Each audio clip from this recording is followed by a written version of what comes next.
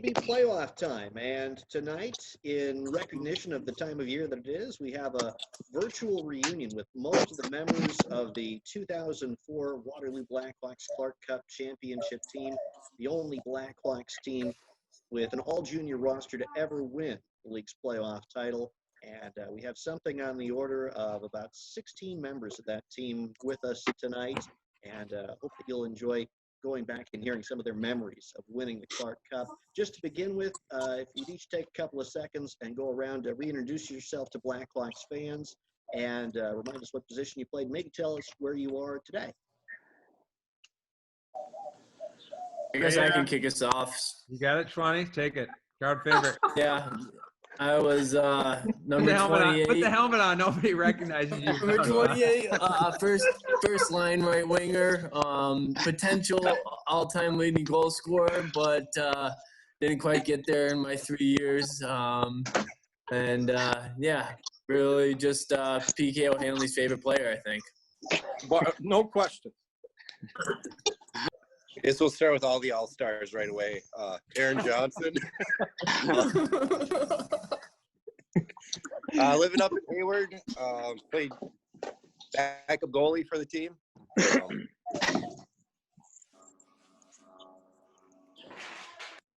Geyer, let's go. Yeah, I'll do it. All-stars, Drew Geyer. I played forward/defense. Living in Minnesota, living the dream. Happy to see the boys. Josh Duncan, played defense on the team. Richmond, Virginia now. Rocking away. Molly, go ahead. All right. Dustin Molly, hailing from Alaska, as always. Defense back in the day. I think at number 22. If I can remember that. He never wore his sunglasses when he played, though. Michael Annette, played defense, number 20, down in Mooresville, North Carolina, about 20 minutes north of Charlotte. Driving race cars now because I played 2 years in the USHL. Zero goals scored. All right, Joe Pavelski, played forward. I was picked up Matt every day on our way to school. Had to wait always about 20 minutes in the driveway for him. Garrett Regan, live outside of the Twin Cities, Lakeville, Minnesota. Netter inspired me back in Waterloo. He was driving race cars, so I started to drive buses, and it's worked out ever since. So.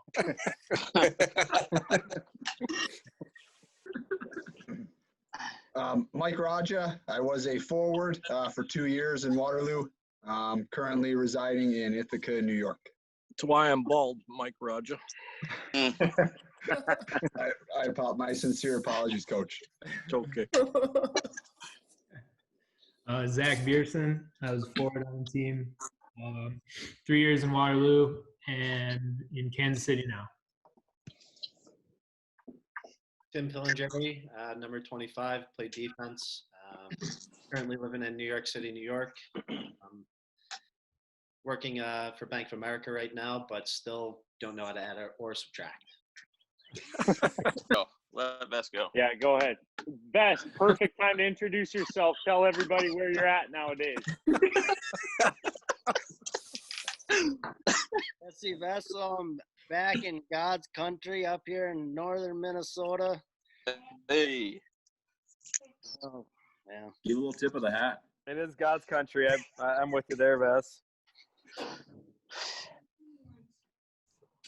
Did we make it around to everybody? Oh, no, JP Testweed. I was a defenseman. Now I'm in Denver, Colorado. Hopefully shooting more deer than Vessel is. Pete MacArthur. I was a forward, number 29. I live in San Antonio, Texas now. Matt Fornatero. I was a forward for a couple years in Waterloo. Live in Bedford, New Hampshire now.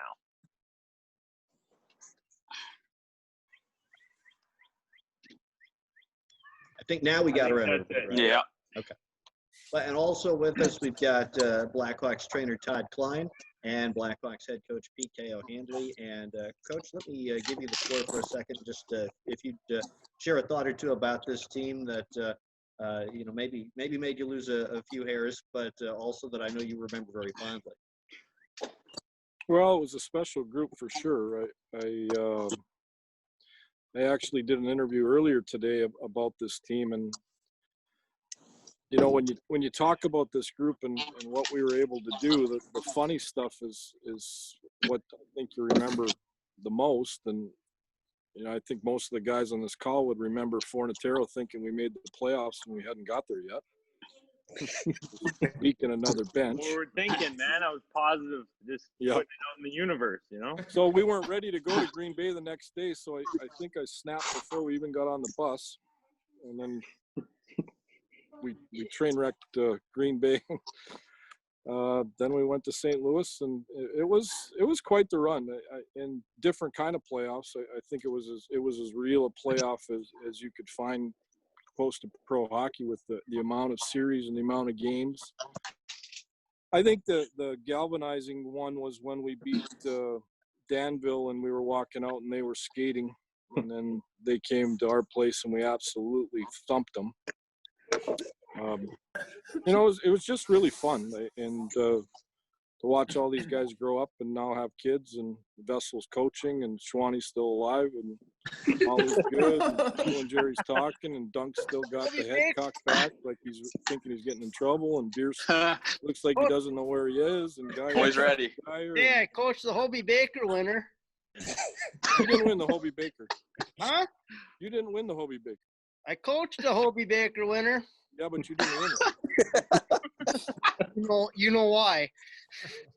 Well, you could have. Just needed to work on your skating and your shooting and your passing, your listening, your communication.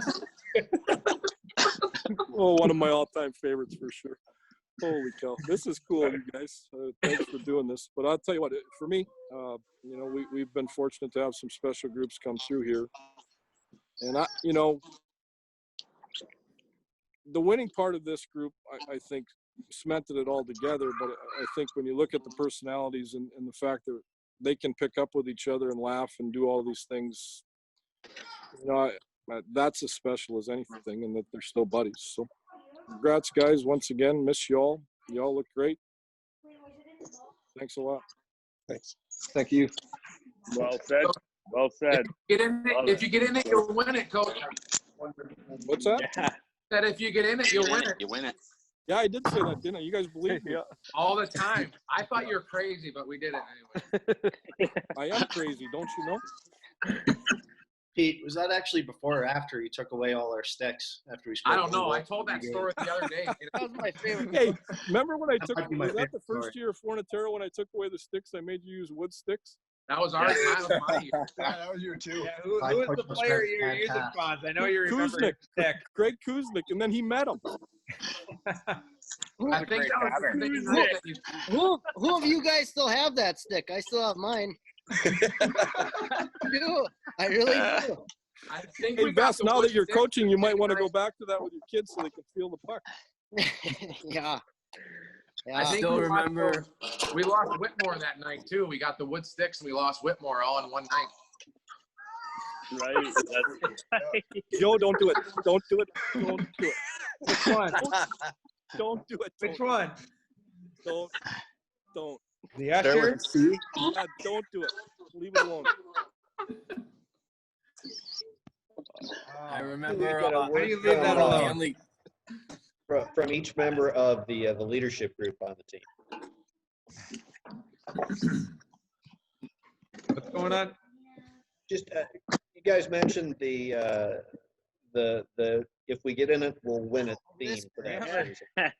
So, as far as the leadership group, how did you take that message and help the rest of the team to buy into it? He said it, but I think a lot of us probably believed it. We were a good team, and whatever reason, we never put big stretches together. It always felt like we were a good team. We had a lot of fun. And, for us, we knew that first series against the Steel was going to be pretty tough. And I think we were a lot of one-goal games. And once we won I think it was 1-0 in Game 5. It was, I think we had even more confidence. It was a nice pass from Hans, that's for sure. The empty netter. Weird. So it was. I think, especially after we got through that series, we knew what we had. Yeah, I think it was such a weird year that like Joe said, like we were so good. We all felt like we were so good. We were super close, but like that was the first, I think, team I was ever a part of that everyone just like bought in at different stages. But by the end of the year, like no one was going to beat us. Once Pete said it, if we got in, we would win, and like we all just bought into that, I think. I will say, Vest moving back to D was huge. That's true. And Netter's diving Swiss stick Army. sweep. Netter's diving stick sweep to break up breakaways. Right. Hell yeah, because I got beat. I had to do something. Dude, I don't know how you pulled that off so many times. You get beat that many Don't you times, think you we get won good at it, because huh? we were such a tight-knit group? You guys were such a tight-knit group that you believed in each other. You picked each other up. I mean, that was as evident as anything in the back half of that season. Yeah, 100%. Yeah. Didn't matter who got the credit. Yeah. Nobody cared. And JP, you guys battled, man. We still talk about Bloody Nose Alley in front of the net. You guys beat the heck out of each other. I mean, beat the heck out of each other in practice. Yeah, we worked hard. And for the fans out there, it wasn't exactly that, but it was like that. Yeah. But everybody cared, to hold the rope. I think we had like an unwavering confidence too. Like, I can never remember being worried that we weren't going to make the playoffs or anything like that. We had the pieces in place, and once it came together, it was like, see you later. Mac, I was worried we weren't going to make it. Maybe I was. I remember now. I don't ever remember being out of it. Oh God! It seemed like we were in. Mm-hmm. We had a 3-game weekend, and we had to go to St. Louis to finish it, and we needed to win to get in. Yeah. I can't tell you how many times I've read the Man in the Glass to the guys on my race teams. Yeah. I still have that book. That book is amazing. I like Paz's duck story better. That was a good one. I believe that one buried. That's what I remember, yeah. Every geese has to pull its own weight. Yeah, I don't know. How about the first time we met Vess? It was training camp. We're out duck hunting in Big Marsh. Bud, you were there. Oh yeah.